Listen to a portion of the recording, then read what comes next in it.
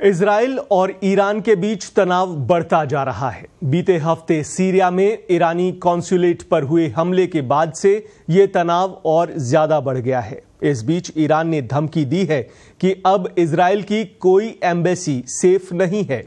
Iran के supreme leader Ayatollah Khomeini के military adviser General Rahim Safavi ने कहा है कि इजराइल का कोई भी दूतावास अब सुरक्षित नहीं है। इजरायली प्रधानमंत्री बेंजामिन नेतन्याहू का कहना है कि इजराइल किसी भी स्थिति से निपटने के लिए तैयार है। उन्होंने कहा कि जो कोई भी हमें नुकसान पहुंचाएगा या नुकसान पहुंचाने की प्लानिंग ही करेगा, हम उसे भी नुकसान पहुंचाएंगे। सीरिया की राजधानी दमिश्क में कॉन्सुलेट पर हुए हमले के बाद से ईरान भड़का हुआ है।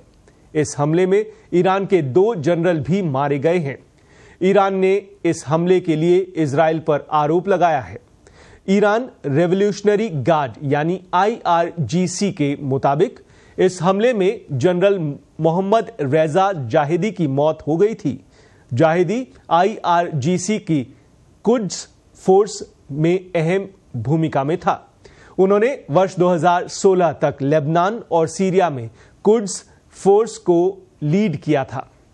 उनके अलावा इस हमले में जनरल मोहम्मद हादी हजरियाहिमी और 5 अन्य अफसर भी मारे गए हैं।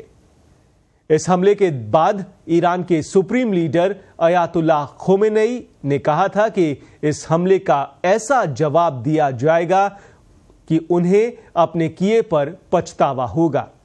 ईरान के विदेश मंत्री हुसैन अमीर अब्दुल्लाहियान ने कहा है कि ये अंतर्राष्ट्रीय समझौतों और डिप्लोमेटिक नॉर्म्स का उल्लंघन है।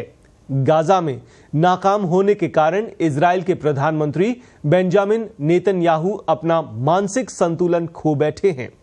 राष्ट्रपति इब्राहिम रईसी ने भी कहा था कि ईरान चुप नहीं बैठेगा।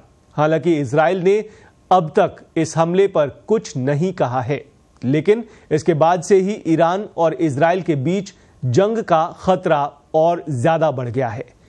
एक न्यूज एजेंसी के मुताबिक ईरान के संभावित हमले को देखते हुए इजराइल ने अपने सभी सैनिकों की छुट्टियां रद्द कर दी हैं।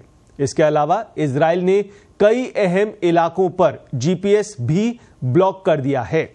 GPS ब्लॉक होने से मिसाइलें और ड्रोन भटक जाती है।